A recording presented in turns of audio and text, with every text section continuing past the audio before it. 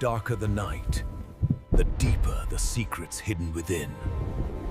आज की इस खास चर्चा में आपका स्वागत है। हमारे पास जो दस्तावेज हैं, उनका शीर्षक ही मन में एक अजीब सी बेचैनी पैदा कर देता है। मुंबई के छायादार बाहरी इलाकों के अंधेरे किस्से।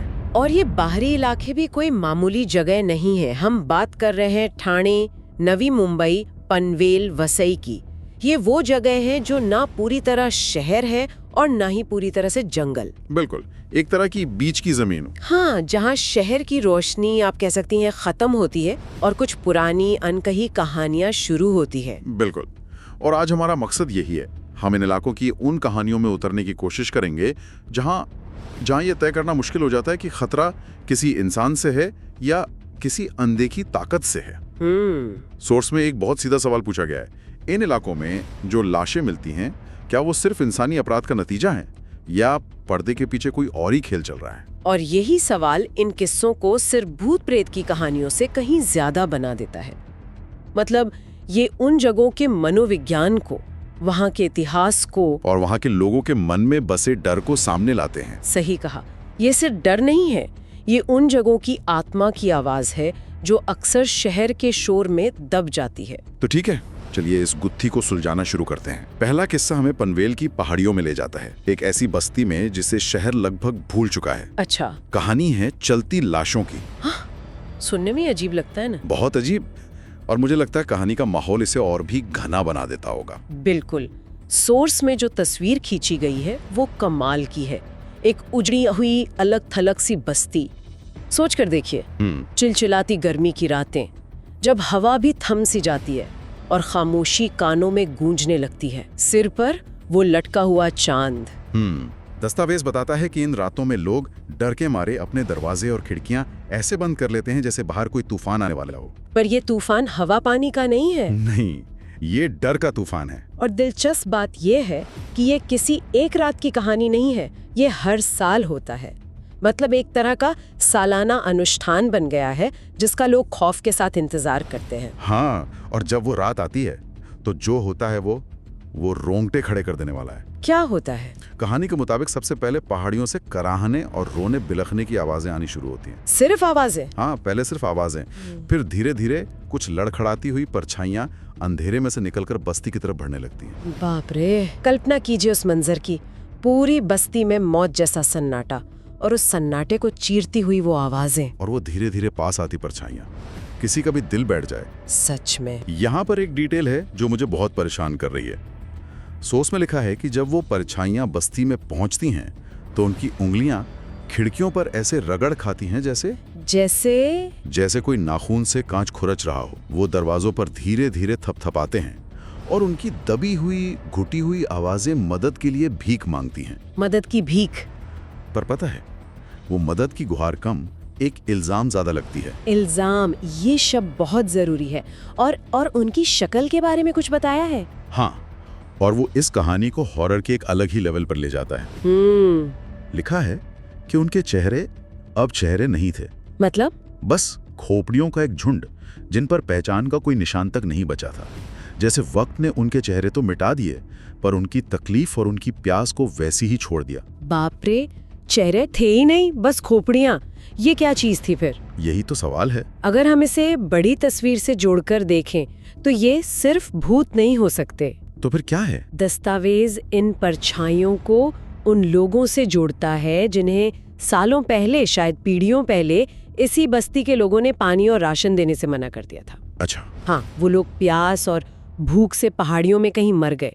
तो ये कोई अचानक होने वाली घटना नहीं है, ये उस बस्ती के सामूहिक अपराध बोध की कहानी है। मतलब ये वो याद है जिसे वो बुलाना चाहते हैं। बिल्कुल, लेकिन वो याद हर साल लाश बनकर उनके दरवाजे पर दस्तक देने आ जाती है। तो क्या इसे सिर्फ एक अभिशाप मानना सही होगा, या ये उस इलाके के लोगों का अपने इतिहास से उपजा हुआ एक सामूहिक डर है जिसे वो भूतों का नाम दे रहे हैं? ये बहुत अच्छा सवाल है, और मुझे लगता है शायद दोनों ही बातें सच हैं। मनोवैज्ञानिक तौर पर देखें तो ये एक सोशल हॉन्टिंग है, जहां एक समुदाय का अपराध बोध इतना गहरा हो जाता है कि वो एक असलियत का रूप ले लेता है। लेकिन लोक कथाओं के नजरिए से देखें तो ये एक अभिशाप ही है। उनका हर साल लौटकर मदद मांगना या कहें कि अपना हक मांगना, ये सिर्फ डरावना नहीं है, ये बहुत दुखद भी है। एक समाज का एक फैसला, किसी को पानी न देना, पीढ़ियों तक एक नासूर बनकर रह जाता है। ये चलती लाशें शायद उस बस्ती की दबी हुई अंतरात्मा है। एक पूरे समुदाय का साझा डर जो इतिहास से जुड़ा हुआ है। वाह। लेकिन हमारे सोर्स में जो दूसरी कहानी है वो इससे बिल्कुल अलग है। अच्छा? वो किसी एक इंसान के व्यक्तिगत अनुभव के बारे में है, जो शायद और भी ज्यादा डरावना होता है। हाँ, क्योंकि भीड़ में डर बढ़ जाता है, अकेलेपन में वो कई गुना बढ़ जाता है। ये कहानी है लावण्या तोमर की और जगह है नवी मुंबई की एक तंग गली। ठीक है। कहानी के केंद्र में एक अकेली रहने वाली बूढ़ी औरत है। वही टिपिकल कहानी, समाज से कटी हुई, अकेली। और लोगों के बीच ये अफवाह थी कि वो काला जादू करती है। इसीलिए कोई उससे ज्यादा बात नहीं करता होगा। बिल्कुल। और अक्सर समाज जिन्हें अलग थलग कर देता है, उन्हीं के इर्द गिर्द ऐसी कहानियां जन्म लेती हैं। ये भी एक तरह का सामाजिक अकेलापन ही है। तो उस दोपहर लावण्या जो देखती है वो अविश्वसनीय है। अपने घर की खिड़की से उसे 2 घरों के बीच की पतली सी गली में एक अजीब सा साया नजर आता है। साया? कैसा साया? और दस्तावेज में इसका जो वर्णन है वो बहुत अजीब है। वो साया किसी भी आम इंसान से कहीं ज्यादा ऊंचा था, इतना ऊंचा कि उसका सिर छतों से भी ऊपर झांक रहा था। क्या? छतों से भी ऊपर? हाँ। ये अनुपात ही इसे खौफनाक बना देता है। मतलब ये कोई आम परछाई नहीं हो सकती। जो कुछ भी था वो सामान्य दुनिया का हिस्सा नहीं था। और भी बहुत कुछ है। वो साया बहुत पतला था, किसी कंकाल की तरह, हड्डियों का ढांचा। बाप रे। कहानी में एक डिटेल है जो मेरे दिमाग में अटक गई है। उसका एक हाथ जमीन तक लटका हुआ था और दूसरा हाथ कहाँ था? दूसरा हाथ उस बूढ़ी औरत की खुली खिड़की के अंदर तक धंसा हुआ था। 1 मिनट, हाथ खिड़की के अंदर? इसका मतलब ये सिर्फ एक साया नहीं था, ये एक ठोस चीज थी जो कुछ कर रही थी। हाँ, ये एक सक्रिय मौजूदगी थी, सिर्फ एक परछाई नहीं। जैसे वो कुछ निकाल रहा हो या शायद कुछ रख रहा हो। बिल्कुल। और यहीं पर लावण्या के दिमाग में वो पल आता है जब आप कुछ अविश्वसनीय देखकर उसे नॉर्मल बनाने की कोशिश करते हैं। हाँ, होता है ऐसा। उसे पहले लगा कि शायद ये दिवाली भूतिया सजावट का कोई हिस्सा होगा जो किसी ने मजाक में लगा दिया है। लेकिन तभी क्या? उस साये का सिर बहुत धीरे से मुड़ता है। अरे! और वो पल जब आपका दिमाग मानने से इनकार कर देता है, लेकिन आपकी आंखें सच देख रही होती हैं। हाँ। और फिर जो हुआ, लावण्या उसे कभी नहीं भूल पाई। 2 नीली चमकती हुई आंखों ने सीधा लावण्या की तरफ देखा। 1 मिनट, नीली आंखें? भूतों या आत्माओं के बारे में जब हम सोचते हैं तो ऐसी चीजें दिमाग में नहीं आती हैं। ये तो कुछ और ही लगता है। बिल्कुल। सोर्स में इसके बारे में और कुछ नहीं बताया गया। नहीं, बस इतना ही। बस। और यही इसे और डरावना बनाता है। कोई एक्सप्लेनेशन नहीं, सिर्फ 2 नीली आंखें जो उसे घूर रही थीं। लावण्या वहीं जम गई, हिल तक नहीं पाई। मैं समझ सकती हूँ। कहानी कहती है कि करीब 1 घंटे बाद जब उसकी हिम्मत हुई वापस खिड़की पर जाने की, तो साया जा चुका था। लेकिन गली में भीड़ थी और लोग एक स्ट्रेचर पर सफेद चादर से ढकी एक लाश बाहर निकाल रहे थे। और वो लाश उसी बूढ़ी औरत की थी? हाँ। बाद में लोगों ने बताया कि उसकी मौत खिड़की के पास ही हुई थी और उसके चेहरे पर ऐसा डर था जैसे उसने मरने से ठीक पहले कुछ बहुत भयानक देखा हो। लावण्या को यकीन हो गया कि उसने उस दिन किसी आत्मा को नहीं, बल्कि आत्मा को ले जाने वाले किसी दूत को देखा था। यहाँ जो बात ध्यान खींचती है वो है इसकी व्याख्या। सोर्स इसे सीधे तौर पर आत्मा लेने आया दूत कहता है। पहली कहानी एक सामूहिक प्रेत बाधा की थी जो भटक रही थी, लेकिन ये एक अकेली और बहुत फोकस्ड घटना है।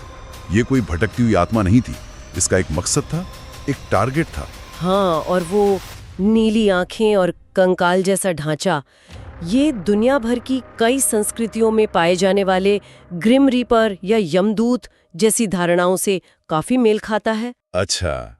लेकिन यहाँ एक और परत है। ये तथ्य कि पूरा मोहल्ला उस औरत पर काला जादू करने का शक करता था, कहानी को और उलझा देता है। क्या ये कर्म का फल था या फिर ये सिर्फ एक भयानक संयोग था जिसने स्थानीय अंधविश्वास को और हवा दे दी? ये कहानी हमें कोई सीधा जवाब नहीं देती, बस एक परेशान करने वाली तस्वीर दिखाकर छोड़ देती है। तो अब अगर इन दोनों किस्सों को साथ रखें तो इनका मतलब क्या निकलता है? एक तरफ बदला लेने वाली आत्माओं का एक झुंड है जो एक ऐतिहासिक अन्याय से जुड़ा है। दूसरी तरफ एक अकेला रहस्यमयी प्राणी है जो एक खास मिशन पर आया लगता है। दोनों एक ही इलाके की कहानियां हैं, पर कितनी अलग हैं? ये एक बहुत जरूरी सवाल खड़ा करता है। ये कहानियां मुंबई जैसे महानगर के इन छायादार बाहरी इलाकों के बारे में हमें क्या बताती हैं? ये वो इलाके हैं जो एक बदलाव के दौर से गुजर रहे हैं। मतलब ये न पूरी तरह शहर बन पाए हैं, न पूरी तरह गांव या जंगल रह गए हैं। यहाँ पुरानी मान्यताएं और आधुनिक शहरी जीवन एक दूसरे से टकराते हैं। और शायद इसी टकराव से ऐसे डर पैदा होते हैं। दोनों कहानियों का डर भी अलग अलग तरह का है। आपने बिल्कुल सही पकड़ा। पहली कहानी अतीत में जकड़ी हुई है। वो एक समुदाय की यादों और उसके पापों से निकली है। ये एक धीमी गति से जलने वाला सामूहिक अपराध बोध का डर है। और दूसरी? जबकि दूसरी कहानी एक ज्यादा मॉडर्न अर्बन हॉरर है। एक भीड़ भरी गली में दिन के उजाले में एक पल के लिए कुछ ऐसा दिख जाना जो नहीं होना चाहिए। सही। ये इस डर को दिखाता है कि हमारे ठीक बगल में, हमारी दुनिया के पर्दे के ठीक पीछे अनदेखी क्या-क्या चीजें मौजूद हो सकती हैं। और दोनों में एक धड़ा है जो उन्हें जोड़ता है, अकेलापन। बिल्कुल। पहली कहानी में वो लोग जो मदद न मिलने के कारण अकेले मर गए और अब उनकी आत्माएं अकेली भटक रही हैं। और दूसरी कहानी में समाज से अलग थलग वो बूढ़ी औरत जो अकेले ही मर गई। ये तो मैंने सोचा ही नहीं था। और अगर आप गौर करें तो ये बाहरी इलाके भी एक तरह से शहर की मुख्य धारा से अलग थलग ही हैं। शायद इसीलिए यहाँ ऐसी कहानियों को पनपने के लिए जमीन मिल जाती है। तो आज हमने मुंबई के बाहरी इलाकों की इन अंधेरी गलियों की पड़ताल की।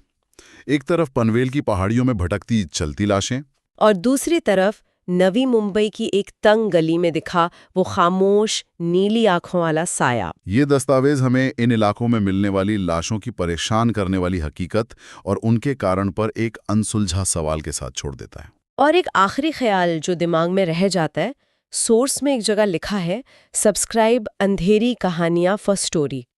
ये इशारा करता है कि ये किस्से शायद एक बड़े संग्रह का हिस्सा है। ये सिर्फ 2 घटनाएं हैं जिन्हें दर्ज किया गया। मतलब ऐसी और भी न जाने कितनी कहानियां होंगी जो हम तक पहुंची ही नहीं। और यही बात सोचने पर मजबूर करती है। अगर ये इन बाहरी इलाकों के सिर्फ 2 किस्से हैं, तो हमारे हलचल भरे शहरों की सरहदों पर बसे उन विशाल अनजाने इलाकों में और कितनी घटनाएं अनकही रह गई होंगी। उस जगह पे क्या होता है जहाँ शहर की आखिरी स्ट्रीट लाइट की रोशनी खत्म होती है और पुराना जंगल अपनी यादों और अपने नियमों के साथ शुरू होता है। ये कहानियां हमें याद दिलाती हैं कि हम चाहे कितनी भी तरक्की कर लें, कुछ अंधेरे कोने हमेशा रहेंगे जिनकी अपनी कहानियां और अपने राज होते हैं।